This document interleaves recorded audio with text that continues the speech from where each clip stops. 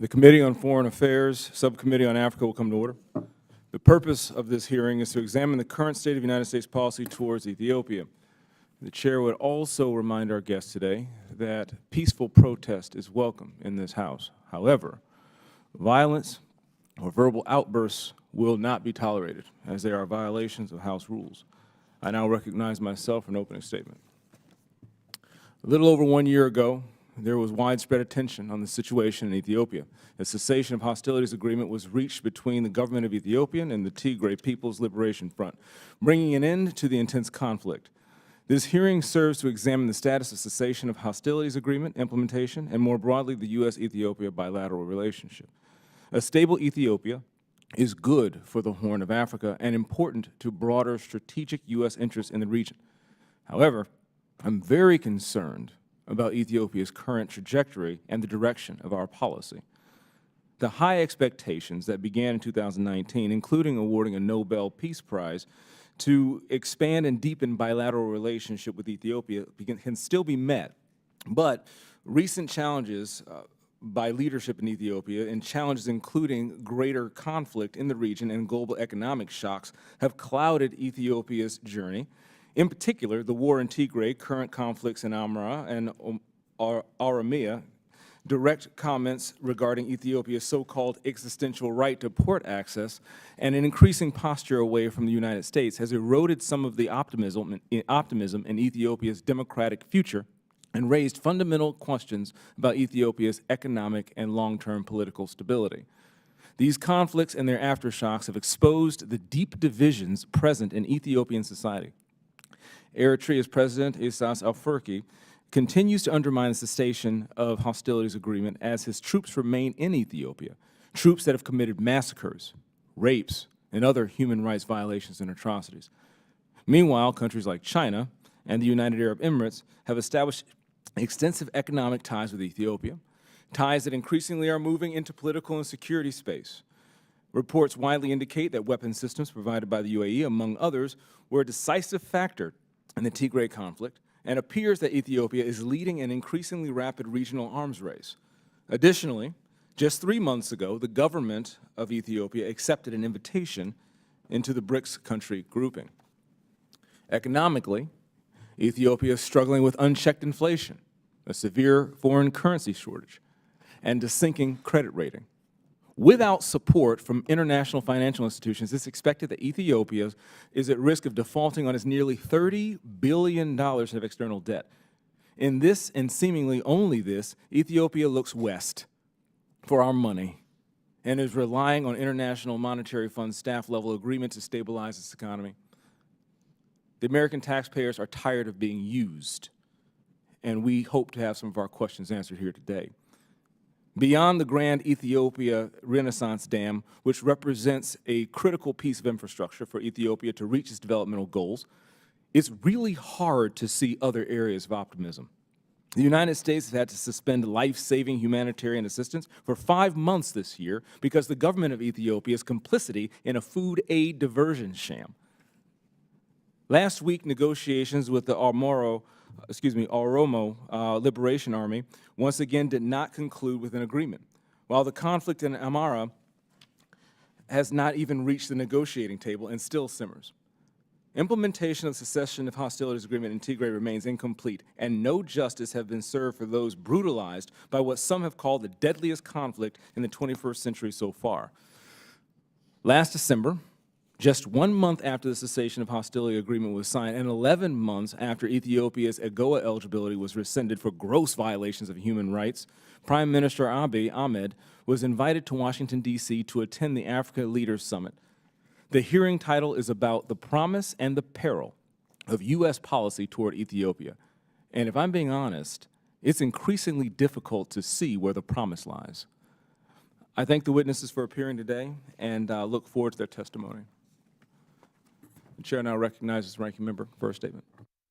Thank you, Chair James and Ambassador Hammer, Deputy Assistant Administrator Beckelman. Thank you so much for testifying before the subcommittee today on the state of U.S. policy towards Ethiopia. Ambassador Hammer, it's great to see you again after welcoming you in San Diego this summer to host the Ethiopian Diaspora Peace Conference and hear the perspectives of different Ethiopian diaspora communities so we can work together towards peace for the country and region. I have to admit, I wish we were in San Diego right now. I am cold, but I'm glad to see you again to further that conversation. I'm so proud to represent San Diego, a community that has a long history of welcoming migrants and refugees, including Ethiopians, with open arms.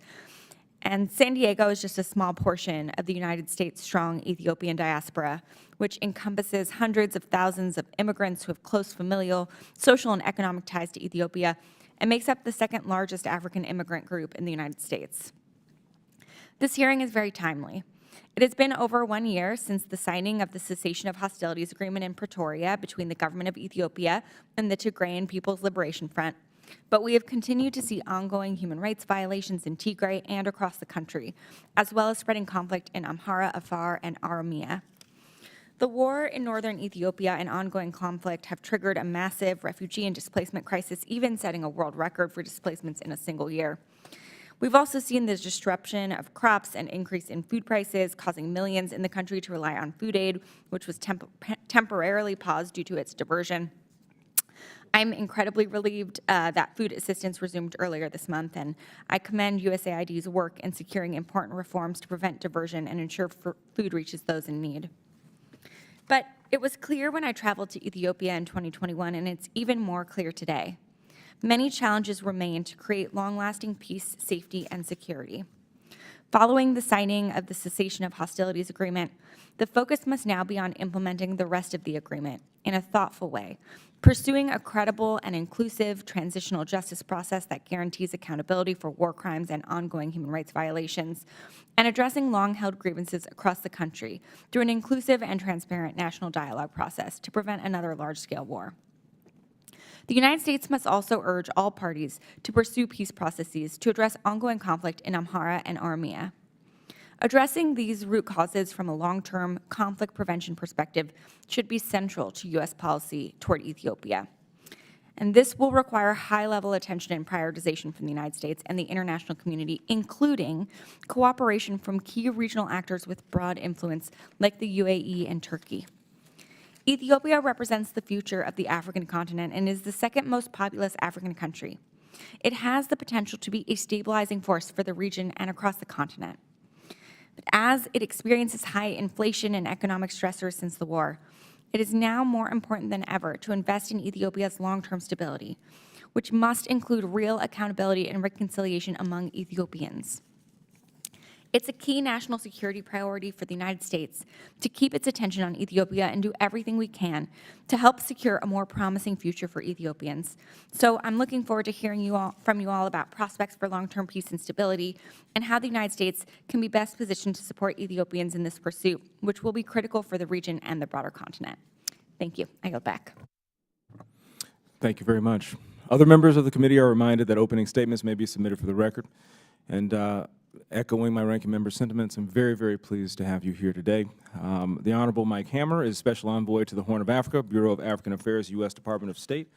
Tyler Beckelman is Deputy Assistant Administrator, Bureau for Africa, U.S. Agency for International Development. I thank you again each for being here today. Your full statements will be made a part of the record, and I'll ask each of you to please keep your spoken remarks to about 5 minutes, in order to allow for member questions. I now recognize Mr. Hammer for his opening statement. Good to see you again, sir. Good to see you, Chairman James, Ranking Member Jacobs. It is a pleasure to see you both again. And I welcome the opportunity to discuss U.S. policy and interest in Ethiopia and the Horn of Africa with you and the distinguished members of the subcommittee, as well as other members who have come here today because of their interest in Ethiopia. And I also want to recognize the Ethiopian diaspora, which is extremely active and which, of course, cares very deeply about events in Ethiopia. Ethiopia, as you have said, Mr. Chairman, is a strategically important country. The Biden-Harris administration is committed to working to promote peace, democracy, and economic development for the benefit of all Ethiopians, the broader region, as well as the American people. Our long-term goal is to support policies and reforms that will enable greater partnership between our two countries. During my tenure as Special Envoy, the administration has focused on bringing an end to conflicts in Ethiopia and reducing tensions around the filling and operation of the Grand Ethiopian Renaissance Dam, otherwise known as GERD. Following the November 2022 Cessation of Hostilities Agreement, the COHA, between the government of Ethiopia and the Tigray People's Liberation Front, we have been focused on the agreement's implementation while impressing upon the Ethiopian government the importance of dialogue and negotiation as a path to resolving ongoing violence in Oromia and Amhara. And we regularly engage with the Ethiopian diaspora to explain U.S. policy, encourage civil discourse, and foster reconciliation among all ethnicities and regions. As we pursue these policies with our colleagues at USAID and the interagency, we absolutely prioritize our responsibility to U.S. taxpayers. In Pretoria, I was proud to represent the United States as an active observer in the African Union facilitated talks that led to the COHA. Within 48 hours of the signing of the COHA, it silenced the guns and ended a horrific two-year war that killed hundreds of thousands and caused untold suffering, including from horrific mass sexual and gender-based violence. Since its signing, the United States has supported efforts to implement all aspects of the COHA, among them transitional justice, accountability, protection of civilians, and respect for human rights, including by funding of international human rights observers. As Secretary Blinken said during his visit this last March, to avoid future conflicts arising from past grievances, it is important, essential, to account for the war crimes, crimes against humanity, and other human rights abuses and violations committed in the context of Ethiopia's conflicts. Shortly after his visit, the Secretary announced his determination that all sides had committed horrific atrocities in the northern conflict and that ensuring accountability will be a key element of our policy towards Ethiopia. As part of our commitment to accountability, the State Department has supported the work of the Transitional Justice Working Group of Experts, an independent body with a nationwide mandate. This working group held 60 consultations throughout Ethiopia to gather views from affected communities on the desire for justice, truth, reparations, and institutional reform. We look forward to the working group's recommendations, and we will work with the Ethiopian government, civil society, and the victims, including survivors of the conflict-related sexual violence, on their implementation on the implementation of their recommendations. Over the last year, we have seen significant progress. For example, independent monitors have reported a dramatic decrease in human rights violations and abuses in Tigray. However, much more needs to be done. Eritrean forces have not fully withdrawn from Ethiopia. Disarmament, demobilization, and reintegration, DDR, of the Tigrayan forces is lagging, and the status of contested areas remains unresolved. Therefore, implementation of the COHA remains a work in progress. And we are deeply concerned about the ongoing violence in Amhara and Oromia.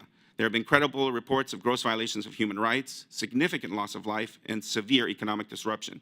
We have urged all actors to refrain from violence and hate speech and to protect civilians, and we have offered to support or participate in mediation efforts. In fact, I returned this last week from Dar es Salaam, Tanzania, where the U.S. participated in talks between the Ethiopian government and the Oromo Liberation Army.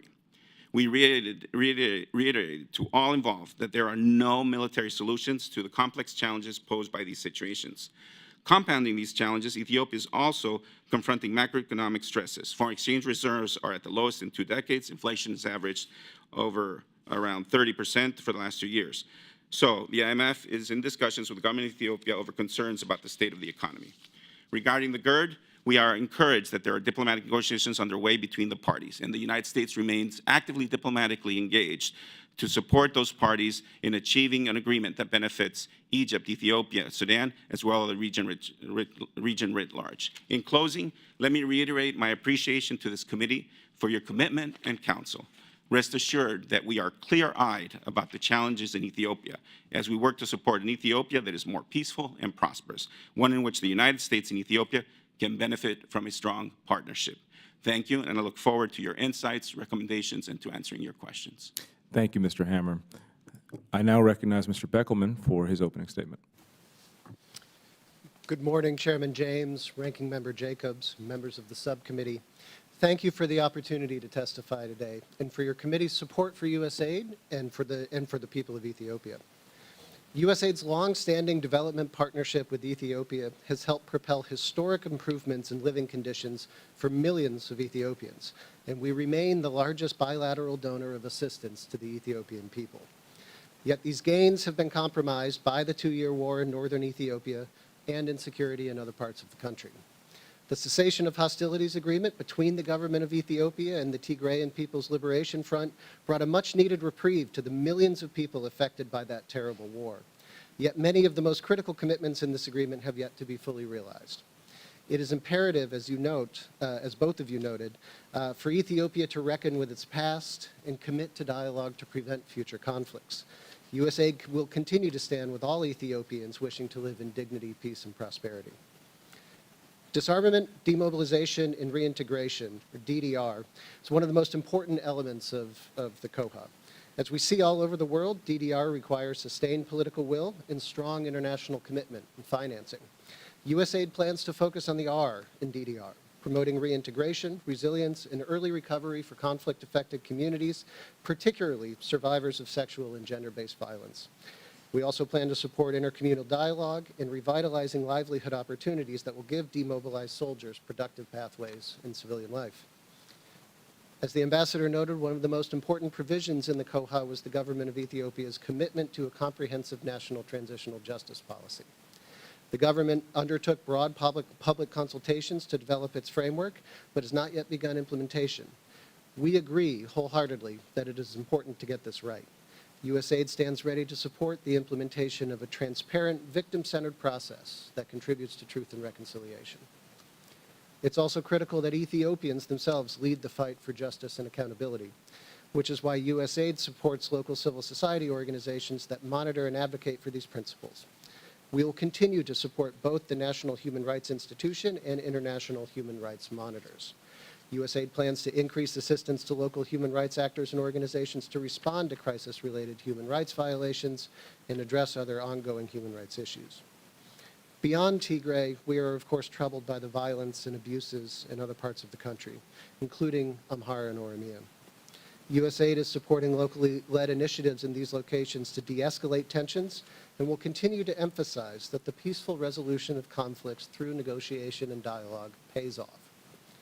Ultimately, Ethiopia's prospects for long-term stability and its tremendous economic potential hinge on whether the country is able to resolve grievances through dialogue and politics rather than violence and suppression. USAID is tracking the national dialogue process closely. It stands ready to support an inclusive, transparent, and broadly accepted process that helps reinforce long-term peace and stability. USAID continues to support civil society and other stakeholders so they can meaningfully engage in this process, and we will continue to consider support to the Dialogue Commission as it facilitates community consultations.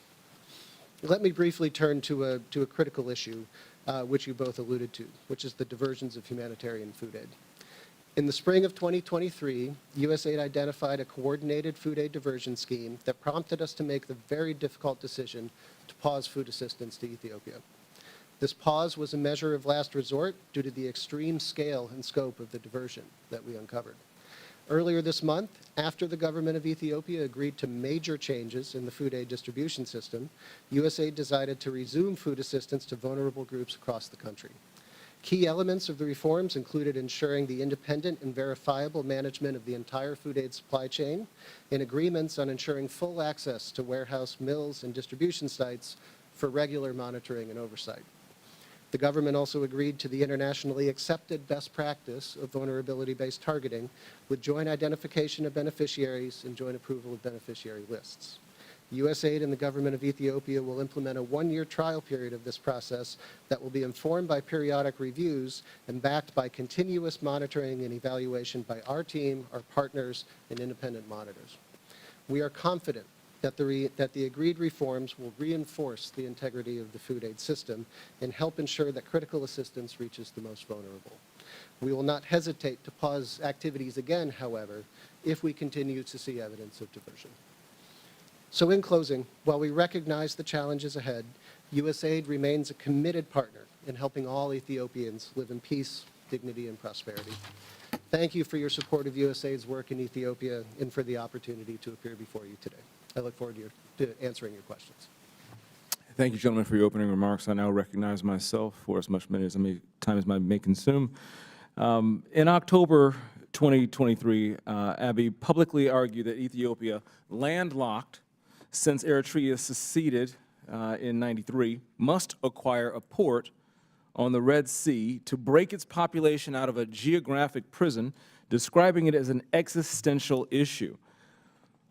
Further discussion around reopening direct Red Sea access, arguing that his request was based upon historical, geographical, ethnic, economic grounds, indicating that lack of access was a potential source of future conflict. Historical, geographical, ethnic, economic grounds. Does that sound familiar? Russia cultivated closer ties with Ethiopia during the Tigray conflict, which overlapped with its invasion of Ukraine. The more I learn about this, the more I'm growing concerned that the Ethiopian government is not interested in peace and is only interested in the West, the United States in particular, to solve its increasing financial woes. Can you help me parse through this? Number one question, gentlemen, whomever would like to answer first. When I hear a potential source of future conflict, is that a threat from the Ethiopian government? Thank you, Mr. Chairman. We have seen that the comments relating to port access have created concerns, not only for the United States, but also for other countries in the region. But I would also note that the Prime Minister has publicly said that efforts to gain access to a port will be done through commercial, peaceful means. And he has done his bit to provide public and private reassurances. Certainly, the last thing this region needs is another war. And we have been clear that from the perspective of the United States, what needs to happen both in the region and, but most importantly, internally inside Ethiopia, is to address conflicts and violence through peaceful dialogue. And we have demonstrated both through our work with the African Union in achieving the comprehensive, the COHA, as well as the cessation of hostilities agreement, as well as participating more recently in the talks on the OLA, that is our commitment, so that, Mr. Chairman. Mr. Hammer, excuse the interruption. You just acknowledged also credible reports of gross violations of human rights in Amhara and Oromia. Does the department consider this, in addition to the past statements, regardless of how it may have been softened for Western ears? Does this constitute a pattern, and how much should we believe folks who are following in the footsteps of essentially Russia joining and aligning with BRICS? Well, Mr. Chairman, we are deeply concerned and alarmed by the reports of extrajudicial killings, detentions that are and suffering that is being inflicted upon civilians in both Amhara and Oromia. We have made this clear to the government, Secretary Blinken, and numerous calls with the Prime Minister, as well as officials at all levels of the State Department. Have we made it clear that concrete steps must be taken in the immediate future to rectify this, and are you satisfied with the progress they're making, sir? Yes, sir. We have always in our conversations made clear that human rights is a core component of the Biden-Harris administration's foreign policy, and that it matters in terms of how we view our bilateral relationship with Ethiopia. So we are continuously pressing for improvement. We are not satisfied, and those conversations will continue every day as needed until hopefully we see a cessation of all violations and abuses taking place. Thank you, Mr. Hammer. Mr. Beckelman, if you have a comment, next 30 seconds. Thank you, Mr. Chairman. Let me just say, just very quickly, that we believe very firmly that it's in our interests, it's in the Ethiopian people's interest, and it's in the world's interest to prevent an economic collapse in Ethiopia and to see the Ethiopian people stand on their 2 feet. That's why we continue to support these processes and continue to support them in a way that we feel is consistent with our values and our interests in Ethiopia. And we'll continue to do that. With a population of 126 million people, over 40% of which are youth under the age of 15, we think it's absolutely incredible to continue to help Ethiopians stand on their 2 feet and a stable and democratizing Ethiopia is ultimately in the best interest of the United States. Totally agree with all this monkeying around. The Ethiopian people are the ones who truly suffer.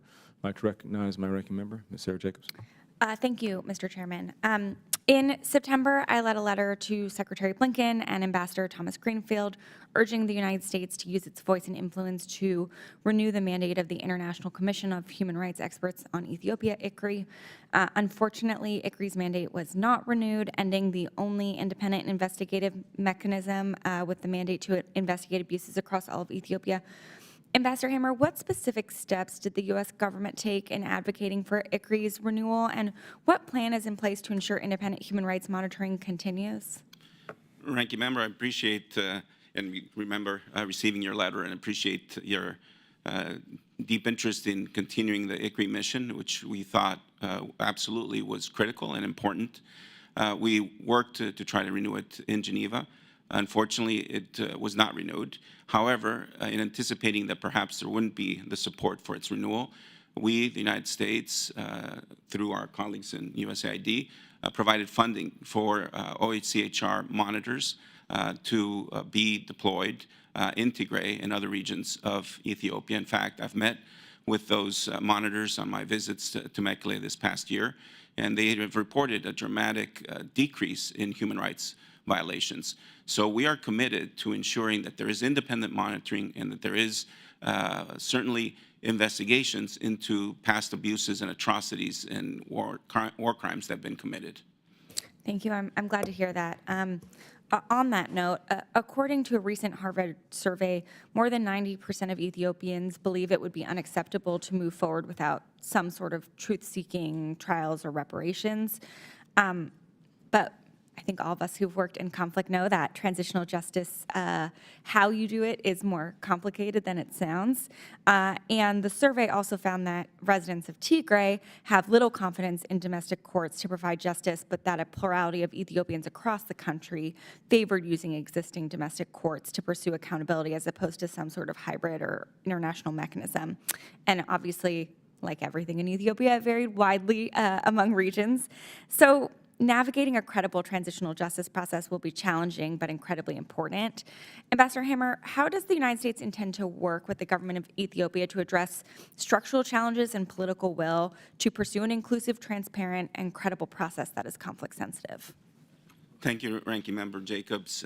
As I mentioned, when Secretary Blinken visited in March, he had direct conversations with the Prime Minister and the senior members of his cabinet, as well as making public the United States' absolute commitment to seeing through what both the government of Ethiopia and the TPLF have committed to in terms of ensuring that there's transitional justice. But transitional justice, as you said, has to also be a national process. And in fact, our Office of Global Criminal Justice, Ambassador Beth Van Schok and her team have been very thoroughly engaged in Ethiopia. I was there during one of her visits. And recently, when I was in Addis last week, met with the Minister of Justice, Gideon, to find out what's the status of their policy process. And he said that their white paper is coming soon. But we absolutely agree with you that it needs to be credible, it needs to be inclusive, it needs to take into account the victims. And as you said, it is a very complicated process, but we as the United States are also, with other countries, are prepared to support this process, to support the government if it is in fact credible and inclusive. And ultimately, it'll be the Ethiopian people that will be there to judge whether it is achieving the desired result. But we all agree that to overcome the historic grievances that have plagued Ethiopia, there absolutely must be a transitional justice system that is responsive to the people, and there needs to be accountability for the gross violations of human rights that have occurred. And has the Ethiopian government taken any steps yet to prosecute military officers who had command authority for units implicated in atrocities? Ranking Member Jacobs, my understanding is that there are efforts underway to prosecute. I'm also advised by our experts that those prosecutions need to be transparent and shouldn't be rushed. but we can get you further information on any prosecutions that may have occurred, but we are expecting that they will happen. Thank you. I yield back. Thank you, Madam Ranking Member. I now recognize Rep. Kane for 5 minutes. Thank you, Mr. Chairman. I want to thank our witnesses for being here today with us, and thank you, Mr. Chairman, for holding this hearing. I want to follow up on some of the Chairman's line of questioning regarding, as Prime Minister Abe increasingly orients his foreign policy decisions eastwards and continues to ignore basic benchmarks on justice and transparency, what in the last 3 years has indicated that Abe cares about his reputation in Washington? And as a follow-up, in what regards has Prime Minister Abe followed through on any other concessions or agreements made when he was here for the African Leaders Summit? Thank you, Representative Kane. We have consistently had very direct and frank discussions with the Prime Minister as well as with his government on the expectations that the United States has for having a partnership that is beneficial to the American people and to Ethiopians. And as a part of that conversation, we have repeatedly urged that there be an improvement in the human rights situation. And again, at least as part of the COHA that was signed in November 2nd of 2022, we saw the government follow through on its commitments in allowing for an interim regional administration to be established in Tigray. We saw withdrawal of VNDF troops that has now led to a significant decrease in human rights abuses as recognized by independent monitors. And after months of urging, we have seen now an effort for dialogue with the Oromo Liberation Army, one in which we were invited as the United States, again, participated as an observer. So we believe that, again, U.S. engagement in order to promote stability, democracy in Ethiopia is essential to trying to put Ethiopia on the right path. And we will continue to pursue those efforts at every level, including when Prime Minister Abiy attended the African Leaders Summit and had discussions with both our National Security Advisor, Jake Sullivan, and Secretary Blinken. So what was it that you saw when you were there as an observer status in the negotiations? What's the timeline for resolution to some of these conflicts and the fighting in your point of view? Yeah, no, thank you. I appreciate the question. When I took this job in June of 2022, I was told that this horrific war in Tigray in northern Ethiopia would never end. That would be disastrous, and it had already been horrific. And yet, through quiet diplomacy and working with the African Union, we were able to achieve a very significant peace. Now we're involved in talks with between the government and the OLA. It would be it would be difficult to say that we can yield the kind of result that we would like, everyone, the people of Oromia would like, in short order. The talks were difficult. I spent 2.5 weeks in Dar es Salaam, but progress was made. But we are committed to trying to see a peaceful resolution to these conflicts, also in Amhara. If there is an opportunity, we will offer our good offices to help mediate, to help promote a peaceful dialogue. We have been clear repeatedly, there are no military solutions to these complex, difficult, historical issues in Ethiopia. And I'm proud that the administration has made every effort consistently to try to advance peace, and we are committed to continuing these efforts and whenever the opportunity arises. What, if I may, yes. What do you think are the biggest limitations to negotiations succeeding? Well, of course, it's not only just the government, but both parties need to be prepared to make compromises and, frankly, to have the courage to decide that violence is not the answer, that what is best for their interests and their people more broadly is to enter into a political dialogue that achieves some of their objectives. We have seen their efforts underway for a national dialogue. which we believe, if it is inclusive and credible, could be a very important step forward for overcoming some of these historic grievances and horrific and terrible ethnic tensions that are currently plaguing Ethiopia. Thank you. My time has run out here. I yield back. Thank you, Mr. Kane. The chair now recognizes Rep. Sherflis McCormick for 5 minutes. Thank you, Mr. Chairman.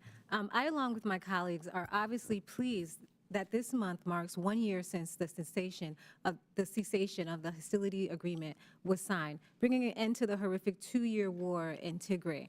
During that horrific conflict, hundreds of thousands of Tigrayans were forcibly displaced from western Tigray during the war, in what the State Department determined constituted an ethnic cleansing.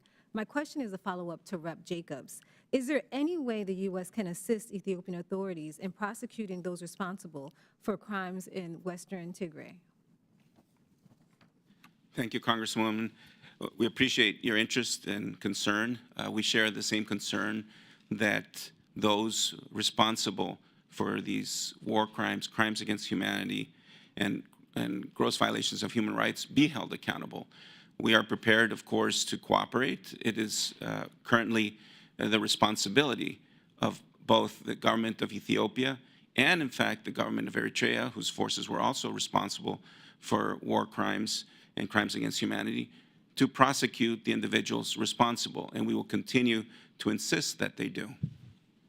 My second question is, Ethiopia has historically been a major contributor to UN peacekeeping missions. It currently has 1,500 troops serving the United Nations mission in South Sudan. Now, my question for Ambassador is, how is the UN ensuring, through enhanced vetting, that the Ethiopian troops who committed gross human rights violations during the war are not serving in the UN peacekeeping missions? That's a good question, and in fact, you know, we demand through Lehi vetting in terms of, you know, any security cooperation that we might be involved in, and the UN, as you have indicated, has its own vetting procedures, which are absolutely necessary, again, as you said, to ensure that any troops or individuals who have been involved in human rights violations not participate in any UN peacekeeping mission. And could you shed some light on some of the new vetting processes and practices? The UN's, I would have to defer to their processes. Again, it's important that they are in place in terms of the thoroughness. I'm proud of the Lehi vetting that we do as the United States, and I would hope that they are equally thorough.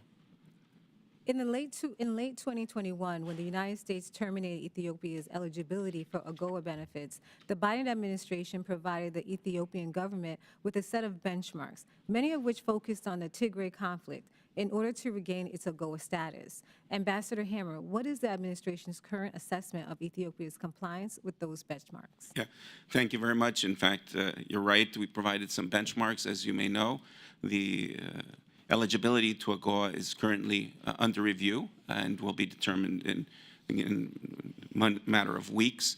But as the chairman and the ranking member, if all of you have said, there are grave concerns about continuing human rights violations in Ethiopia, specifically in Amhara and Oromia, and not to get in front of what will be decided by USTR and the White House, but those human rights concerns need to be addressed under the legal standards of AGOA.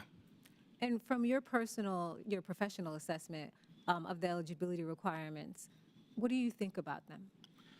Well, as a member of the administration, I don't have any personal thoughts. Yeah, no, professional. I mean, of course. I mean, Congress passed AGOA and set some very clear and stringent guidelines that must be abided by.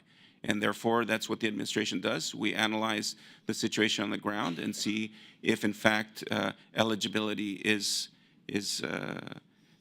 available, and we constantly evaluate the situation. AGOA is beneficial to the United States, as well as, obviously, to the country that's seeking it, but there are certain standards that must be adhered to. And with the information you have right now, do you believe that they'll meet the eligibility requirements? Again, it's not just my decision alone. This is a very thorough interagency process led by our USTR.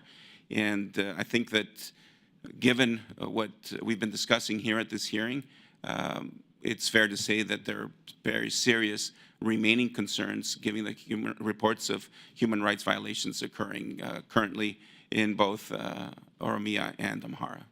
Thank you for your testimony. I yield back. You're welcome. The chair now recognizes Rep. Kim for 5 minutes. Thank you, Chairman. Special Envoy Hammer, I want to thank you and start by commending your efforts to reach an agreement to bring the intense conflict to an to be an end about a year ago. But it's clear that the terms of the agreement have not been fully implemented, and it looks like the timeline for a peaceful resolution of those disputes in line with the Constitution remains still unidentified or undefined. Many human rights groups and experts, including the Simon Saljot Center for the Prevention of Genocide at the U.S. Holocaust Memorial Museum, have been critical of the transitional justice process being conducted by the Ethiopian government. However, despite the skepticism, the State Department appears to be giving credence to this government-run process. So I want to ask you, who is the senior-most individual in the government of Ethiopia or among the Tigrayan political establishment to be held accountable for the human rights violations? Thank you, Representative Kim.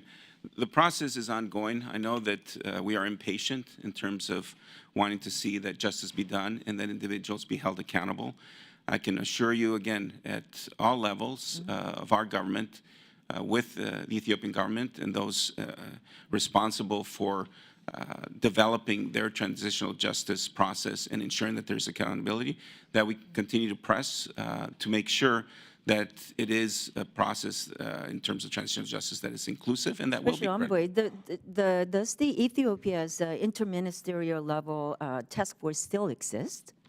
I believe it does. And again, there are internal Ethiopian processes underway. We provide advice and support to try to ensure, again, that it'll be a credible, inclusive transitional justice. Does that task force have jurisdiction over the Ministry of Defense? I believe it, well, I don't think so. Yeah.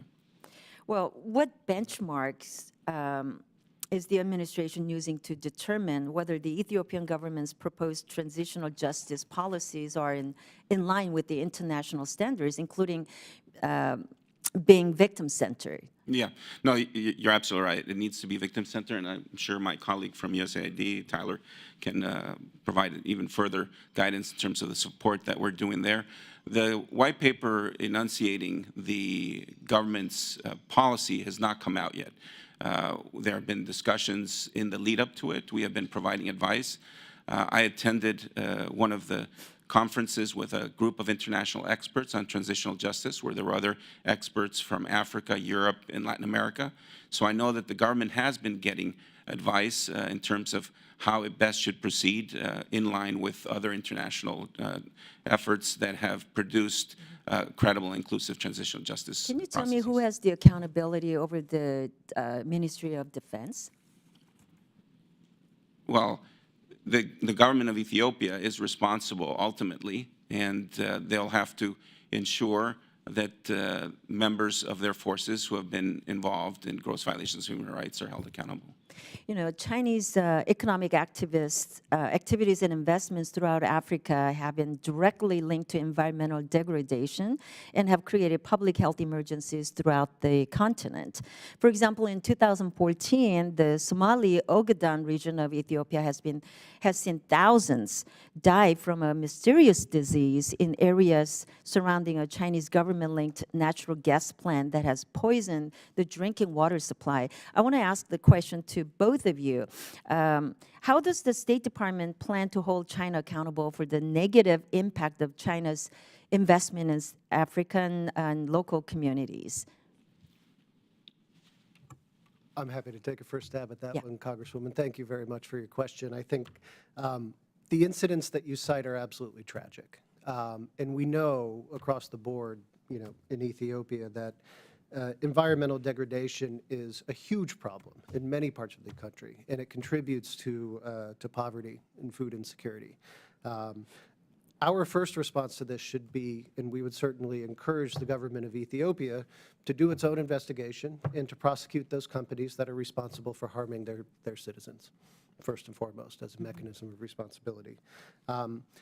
I would also say that just as USAID, we place the highest priority on ensuring that our investments are in line with world-class standards of environmental quality and sustainability.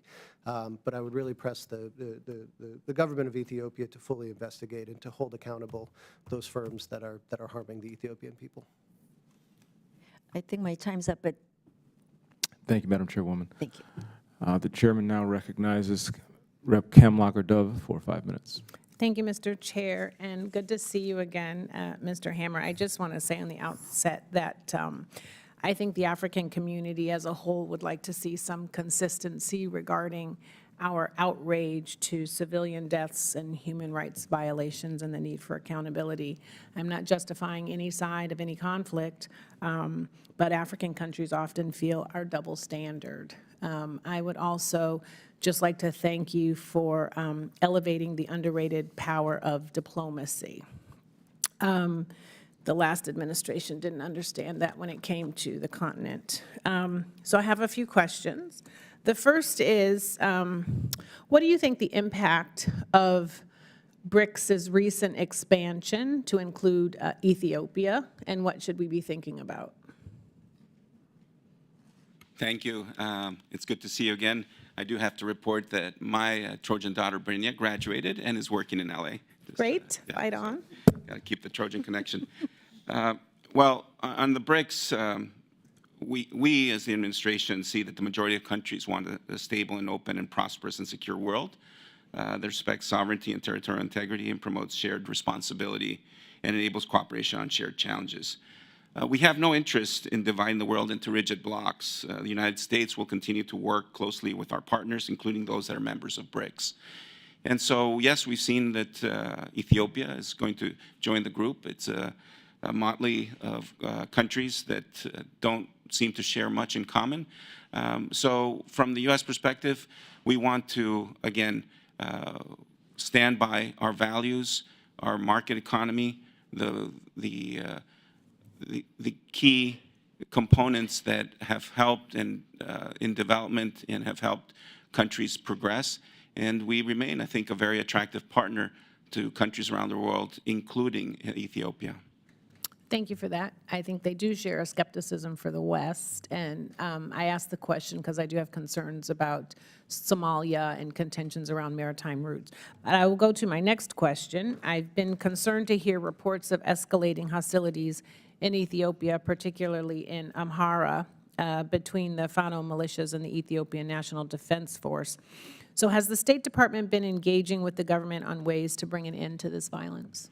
Yes, in fact, we have. I was in Addis last week, met with the Prime Minister and some of his senior advisors, and we continue to impress upon them that we do not see a military solution to the conflict in Amhara, that we believe that the best way forward would be to start some type of dialogue. And of course, we have repeatedly urged all parties to refrain from hurting and inflicting horrific acts on civilians. So there's an absolute need to protect civilians, to stay away from ethnic hatred. And the United States is prepared, again, to offer our good offices, our diplomatic efforts to try to, again, bring some level of peace to that region so that those problems can be addressed through dialogue rather than conflict. Great. Deputy Assistant Administrator Beckelman, I'd love to get your voice on the record. So recent studies suggest that more than 100,000 women may have been the victim of conflict-related sexual violence in Tigray during the 2-year civil war. So what is the level of need of victims of this conflict-related sexual violence? And what has USAID, how have they been serving in this space? Thank you, Congressman, for that question. Let me just say that the need is huge. the degree of sexual violence that attended this conflict was horrific and widespread. We have seen, it's very difficult to verify these reports, but we've seen upwards of the estimates of over 50% of the women in Tigray experience some form of sexual violence, a lot of times in a significant majority of those cases being rape. And other forms of really, really severe sexual violence. All ages? Ages? All ages.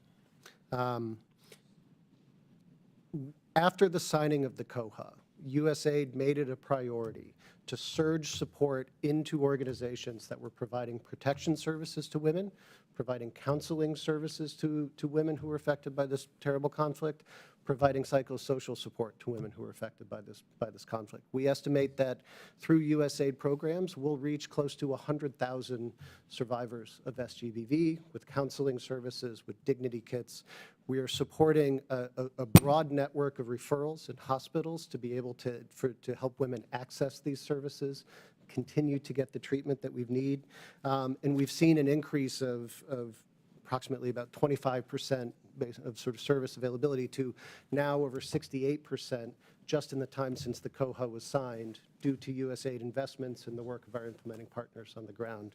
We're going to continue to make this a priority for our investments, and we're going to continue to try and make sure that women who are affected get the services that they desperately need.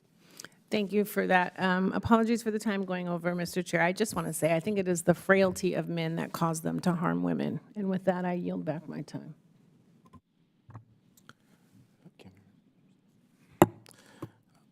Thank you. I'd like to come back to a question that I don't believe was answered. Ambassador Hammer, if you could state for me clearly, you acknowledged credible reports of gross violations of human rights in Amhara and Oromia. Does the department consider that a pattern? Yes or no? Thank you, Mr. Chairman. As of yet, we do not, but we are constantly reviewing the facts on the ground, and we know the implications of making such an assessment and determination in terms of whether it's a consistent pattern or pattern of gross violations of human rights. Thank you. I now recognize Rep. Crow for 5 minutes. Thank you, Chairman. I represent a diverse district in Colorado with a vibrant Ethiopian diaspora community. For this community, these challenges that we're discussing today are tangible, lived reality. They have loved ones who have been affected by conflict, killed, displaced, and extreme economic stressors, by droughts and floods and by ongoing challenges that have shaped and distorted their way of life over many years. I meet with these communities to hear about their concerns, and I appreciate the opportunity to discuss a few of them today. So first, in signing the cessation of hostilities agreement, federal officials committed to restoring basic services and expediting aid. But I still hear from constituents about their inability to access basic necessities. To Deputy Assistant Administrator Beckelman, how has the U.S. pushed the Ethiopian government on the issue of addressing outstanding access issues in Tigray? And can you speak to the Ethiopian government, how they've taken steps to abide by the cessation agreement and make improvements? And also, similarly, along the same vein, I've heard a lot of concerns about human rights violations and civilian harm in Amhara as well, and a lot of issues there. So a state of emergency and other limitations have reduced access to the area and make it very difficult to understand what is occurring on the ground in real time. So to Ambassador Hammer, how is the United States monitoring reported violations and engaging with the Ethiopian government to pursue a peaceful resolution in the Amhara region as well? Thank you, Congressman, very much for your question. Let me just say the access picture for humanitarian organizations, USAID partners, and others is still decidedly mixed. We saw after the COHA a tremendous increase in access to parts of Tigray that silenced the guns, and we took full advantage of those opportunities to surge our assistance and services into those locations. In other places, access continues to sort of track around the areas that are experiencing insecurity. So in parts of Amhara and Oromia now, it is still very difficult and very dangerous for humanitarians to work there. They continue to face persistent threats on the ground, and they continue to have to make day-to-day decisions about their security and their ability to deliver services in those locations. We continue to insist and continue to push for full access across the board for all of our implementing partners. But really, you know, there's still a lot more work that needs to be done, and it still remains a very dangerous place for humanitarian service providers. Ambassador? Yeah, thank you very much. I appreciate your interest. I have engaged with Tigrayan diaspora in Denver directly, so I know of their passion and their concern for their loved ones in Tigray, as well as the diaspora writ large, some of the members who are here representing the Amhara community, and of course, Oromo and all the others. We, as the United States, care about all Ethiopians and certainly will denounce violations of human rights against any individual, irrespective of ethnicity. In terms of the situation in Amhara, we have had discussions and urged the government to lift the state of emergency, to allow access to media, to allow access to the internet, and to enable there to be clear ability to understand what the situation in Amhara currently is. We also have urged the government to find a way forward through dialogue and peaceful discussion to address some of the very difficult historic issues that affect people in Amhara and that are currently the reason for the fighting. We have been clear that there are no military solutions to this conflict, and we hope that, like the government has in the past, that perhaps the United States might be able to help resolve these issues by offering our good offices and our expertise in terms of trying to move forward in a way that ends the violence. Thank you, Ambassador. I appreciate that, and I appreciate the outreach to the diaspora community as well. I mean, I represent all of those groups, Tigrays, Amaras, Oromos, and it's very clear that the only pathway to peace will be if all of those groups have the right to live in security and dignity and safety. And I will reiterate my request that the administration continue to push the government to make sure that that is the case, that is true, and that they are pushing, that we are pushing hard for peace and security for all Ethiopians. Thank you. Rest assured that we are and we will continue. Thank you. I yield back. Thank you, sir. I now recognize Rep. Sherman for 5 minutes. Thank you, Mr. Chairman, for having this hearing. Thank you for allowing me to participate, although I'm not a member of the subcommittee. This conflict lasted 2 years. 500,000 people died. That's 40 times the number of deaths in the Israeli-Palestinian conflict since October 7th. It is outrageous that this conflict has not gotten more attention in the world. That is not a problem caused by our witnesses here. They're working on it every day. We have a UN Secretary General who outrageously said that what's happening in Gaza is unparalleled. No, what's unparalleled is what happened in northern Ethiopia. We have a number of others in the human rights community who have very falsely said that what is happening in Gaza is massively larger than anything that has happened since 2019. No, it is what we're here to talk about today, and thank you, Mr. Chairman, for having this hearing. There's also a feeling that since we had the Pretoria Agreement in November of 2022, our job is done. I think this hearing has illustrated the fact that that is not the case. I know there's been discussion here about Ethiopia's desire for a seaport. Obviously, we don't change international boundaries almost ever. But I will point out, I believe that Bolivia has certain rights with regard to Chilean ports. There are a number of other circumstances where a landlocked country has the right to use a port and have access to it and to not have tariffs on goods going out or going in. And I would think it'd be a step toward peace if Eritrea would agree not to give up any of its territory, but also not to charge tariffs. Mr. Hamer, thank you so much for coming to my district and meeting with the diaspora there. Last November, I asked Assistant Secretary Fee if the United States would support additional sanctions on Eritrea if they fail to withdraw their troops from Ethiopia. And I asked us particularly sanctions on the president himself and on mining that goes on in Eritrea. She said yes. It's a year later, and Eritrean troops are still there. What's worse is that they are committing extrajudicial execution of civilians, sexual enslavement of women, and other terrible human rights abuses. So I'll ask you, why haven't we sanctioned Eritrea, its mining operations, and especially its president? Thank you, Representative Sherman. Good to see you again.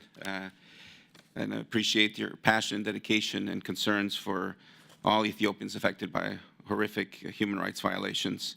And as you've indicated, the job is not done. We continue to work on this every day. I appreciate your comments on access to the port, access to the sea. We discussed this earlier in the hearing, but it's interesting that you would mention Bolivia and Chile, as I have served in both Bolivia and been ambassador to Chile, and had a discussion with Prime Minister Abiy just last week on Thursday, on Thanksgiving Day, where I mentioned that they might want to look at that as an example. But the Prime Minister has clarified or made public remarks that, in fact, he's looking for a commercial, peaceful way to achieve that access, and so we will continue to encourage that. We can ill afford another war on the Horn. In terms of your specific question of sanctioning of Eritreans, we have sanctioned some. We have extended the executive order, and we continuously review whether we should sanction other individuals or organizations. So I'll take that back and see where we are. Especially with a commitment made by the Assistant Secretary that under those circumstances we would have sanctions on the president. It's time to act. It's been a year. What would be even better, of course, is if Eritrea withdrew its troops. There's absolutely no justification for their being there. Second, I understand that our food trucks will be getting in next month, that finally Abiy has relented and allowed us to have the control necessary to prevent massive theft. And I'll ask the witness from USAID, are we going to be sending enough in, not only to deal with those in refugee camps, but all the very hungry people in northern Ethiopia? Thank you, Congressman Sherman. We're going to do our best on this. Do we have sufficient funds and trucks and logistics to get the job done? We have, we're confident in the logistics chain that we're doing it. We're confident in our partners' ability to deliver, and with the very generous support of Congress, we greatly appreciate. We think we're in a good place to continue to make a difference in the lives of the Ethiopians. People are hungry. Thank you, Mr. Chairman. I now recognize Ranking Member Jacobs for as much time as she may consume. Thank you. I have so many more questions for you guys. The UAE and Turkey have both sent sizable arms shipments to and engaged in significant military cooperation with Ethiopia during the 2-year civil war. Given the significant relationship the United States has with these two countries and the seemingly few consequences these two countries have seemed to face for this involvement, did the U.S. government ever urge either government to cease its material support to Ethiopia during the war? What was the response? If not, why? How have we prioritized our policy objectives in Ethiopia with these two countries when we're dealing with them at the highest diplomatic levels?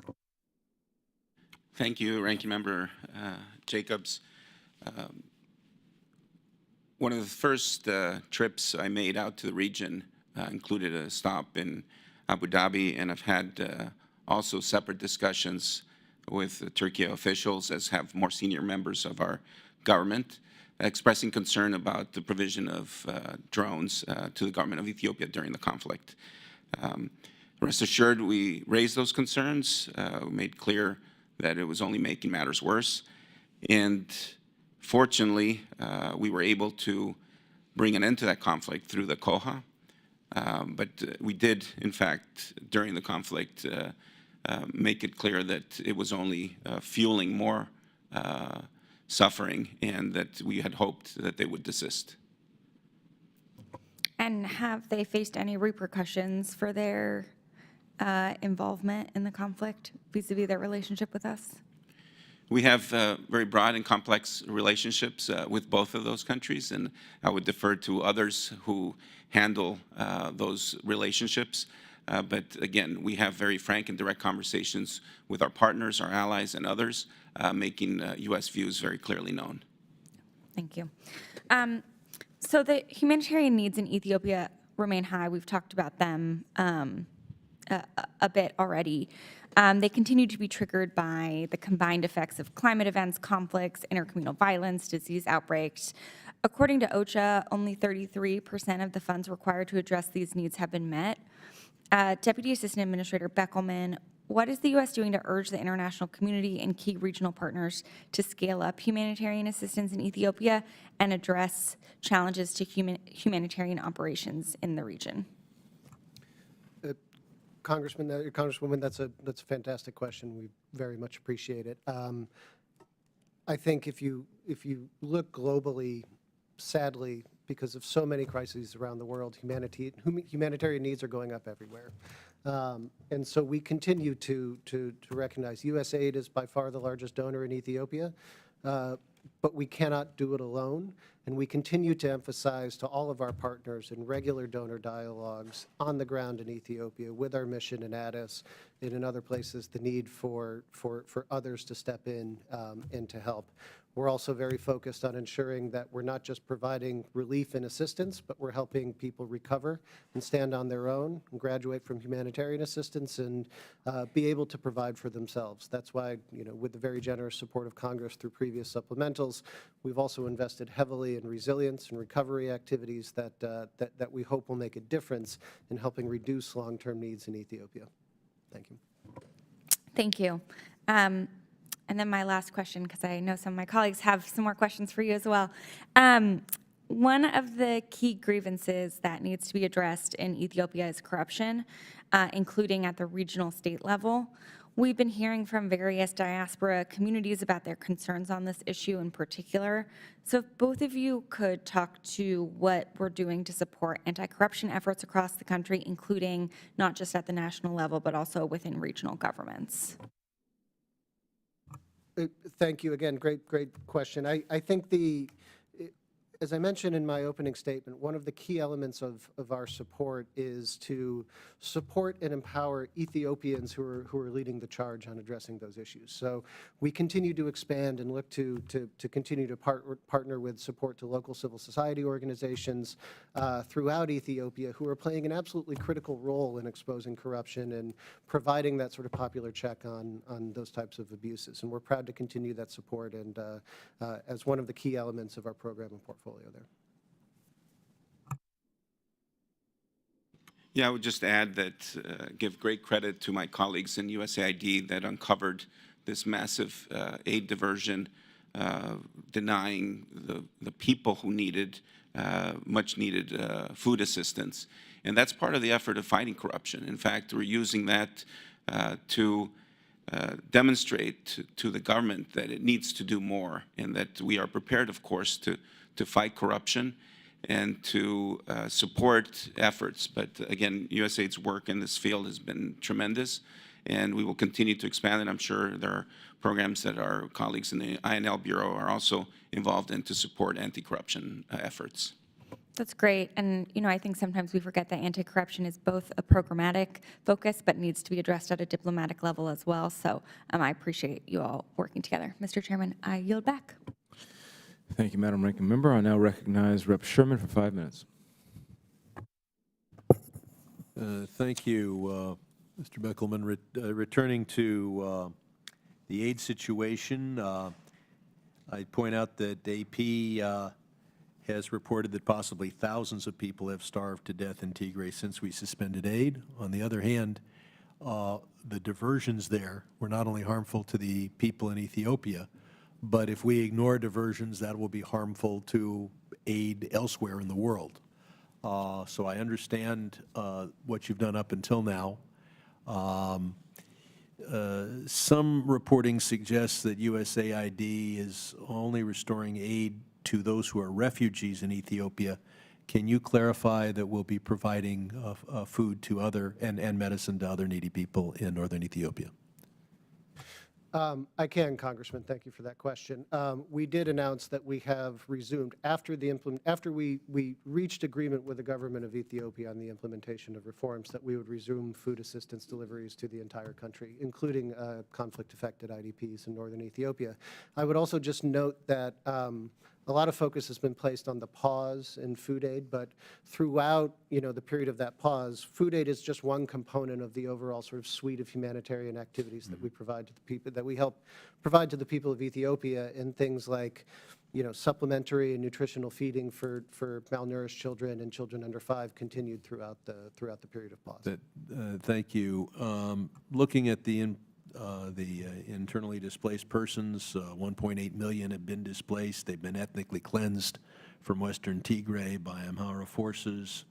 The question is, what will we do to accomplish 2 goals? First, to let people go back to their homes, and then second, to make sure that we resolve the issue of Western Tigray. The Pretoria Agreement says that that's supposed to be according to constitutional means. Constitution seems to say you go with a referendum, but nothing's more phony than a referendum after an ethnic cleansing. So Ambassador, can we do with AGOA and the IMF to press Ethiopia to allow Tigrayans to return to Western Tigray, and to make sure that a resolution occurs that isn't a phony referendum? Thank you very much for the question. As you probably know, I have visited Mekele, I've visited an IDP camp, and I've seen the horrific circumstances under which those Tigrayans are living, and their urgent need to return back to their homes. As you accurately pointed out, in the cessation hostilities agreement, it is meant that the disputed areas be resolved within the Constitution as well as through political dialogue, and that is ongoing. We're all impatient. We all recognize the urgent need for internally displaced people to be able to return to their homes and live in security.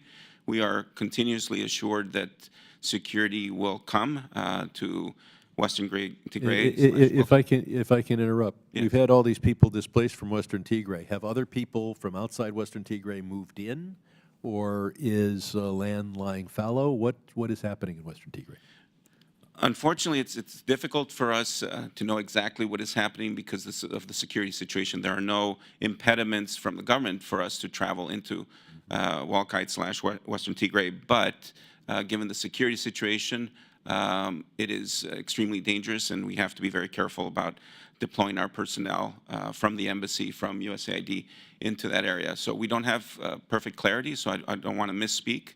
But again, what we're very much focused on is making sure that internally displaced people, wherever they might be, are able to return to their homes as soon as possible. If the Ethiopian government on this issue and other important issues doesn't adhere to the Pretoria Agreement, our biggest pressure point is to prevent IMF lending to Ethiopia. Are we prepared to do that, and do we have the clout inside the IMF to do it? Not with the goal of permanently preventing the IMF lending, but with the goal of getting Ethiopia to adhere to the agreement. I appreciate the question, and frankly, our engagement with the IMF is very much focused on trying to ensure that there's not a collapse of the Ethiopian economy, which would certainly not be in America's interest and the Ethiopian people's interest. and the engagement of the IMF, and I'll defer, of course, to my Treasury colleagues, is important to try to bring about economic reforms, privatization that will help all Ethiopians. I would hope that in addition to those reforms, that a resolution on Western Tigray and the implementation of the Pretoria Agreement is at the very highest level, that major IMF loans are not approved until we get Ethiopia on the right track there. And we're dealing with a government that interrupted USAID, first allowed the theft, and then second interrupted the aid by not allowing us until, I guess, next month to have the kind of controls that we have elsewhere in the world. So this is a government that needs your pressure, and I'm sure you'll do it. It's a difficult job. I'm glad we have you there doing it. With that, I can agree. Thank you. Thank you. So at this time, we're going to conclude, and we conclude with my thanks and gratitude from this subcommittee. Your valuable testimony and the members, I'm grateful for your questions, very insightful. The members of this committee will have some additional questions which may be given to the witnesses later on, and you can respond to them in writing. Pursuant to committee rules, all members may have 5 days to submit statements, questions, and extraneous materials for the record, subject to the length of limitations. Without objection, the committee stands adjourned. Thank you. Thank you.